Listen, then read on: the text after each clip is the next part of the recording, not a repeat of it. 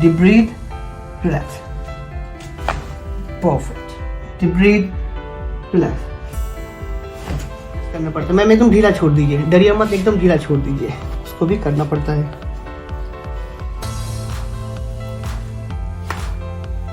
Relax, keep relaxed. Yeah. Spine का L4, L5, L5S1 में वो नर्व कॉम्प्रेस था।